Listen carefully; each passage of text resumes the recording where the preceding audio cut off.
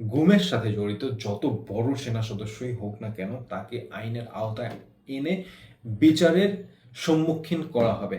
এটা বাংলাদেশ সেনাবাহিনীর জন্য আজকের দিনের সবথেকে সুন্দর একটা সিদ্ধান্ত ছিল এবং আমরা সবাই জানি বাংলাদেশের সেনাবাহিনী কখনোই করাপশনের সাথে ফুললি করাপ্টেড ছিল না। বাংলাদেশের সেনাবাহিনী, হ্যাঁ, কিছু সদস্য করাপ্টেড ছিল, কিছু সদস্য গুমের সাথে জড়িত ছিল, সেটা এখন সেনাবাহিনী নিজেই দায়িত্ব নিয়েছেন তাদেরকে বিচারের আওতায় এনে খুব দ্রুত আইনের আওতায় আনা হবে। এবং আজকের, এটা আমার কথা না, আজকের সেনা সদরের মিলিটারি অপারেশন ডিরেক্টর কর্নেল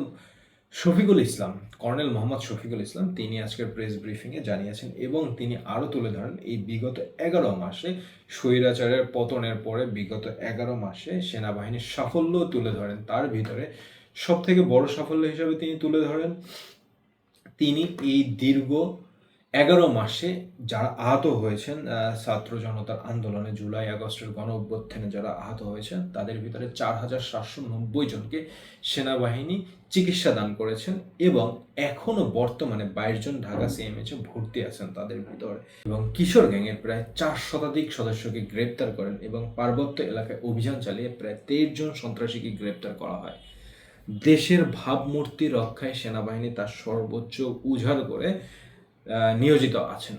এরকম আরও কিছু সাফল্যের কথা তুলে ধরেন। কিন্তু আজকের দিনে যে সিদ্ধান্তটা সঠিক হয়েছে সেটা সেনাবাহিনীর যে যত উচ্চ লেভেলেরই পদস্থ কর্মকর্তা হোক না কেন তাদেরকে খুব দ্রুত বিচারের আওতায় আনা হবে, এটা সেনাবাহিনী থেকে সিদ্ধান্ত গ্রহণ করা হয়েছে।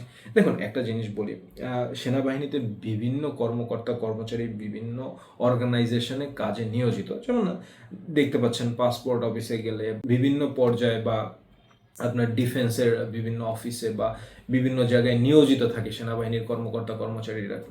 তো সেক্ষেত্রে তো সেনাবাহিনীর সেইখানে ফুল কন্ট্রোল থাকে না বা ফুল অ্যাক্সেস থাকে না ওই প্রতিষ্ঠানগুলোর প্রতি, ঠিক আছে? তারা যেটা কন্ট্রোল করবে, এই জন্য কিছু সেনা কর্মকর্তা করাপ্ট হয়ে যেতেই পারে, সেটা তাদের ভাষ্য মতে।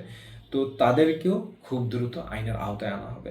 সো দেখুন, ডিসিপ্লিন, সেনাবাহিনী বাংলাদেশের সব থেকে ডিসিপ্লিনারি একটা ফোর্সের, আর এই ফোর্সের ডিসিপ্লিন যখন হলে গিয়ে ভঙ্গ হয় তখন তাদেরও রেপুটেশন নষ্ট হয়। হ্যাঁ, কিছু কিছু কারণে তারা একটু তর্ক বিতর্কের সম্মুখীন হয়েছিল, কিন্তু তারা নিজেদেরকে আবার রিভাইভ করছেন, দিন যাচ্ছে তারা নিজেদেরকে রিভাইভ করছেন এবং তাদের সম্মান আরও বৃদ্ধি করার চেষ্টা করছেন। আমি আশা করি তারা এই ধারাবাহিকতা বজায় রাখবেন এবং সেনাবাহিনীর সাফল্য বাংলাদেশের মানুষের জন্য শুভ দিন বয়ে নিয়ে আসবে, এটাই আমাদের আশা।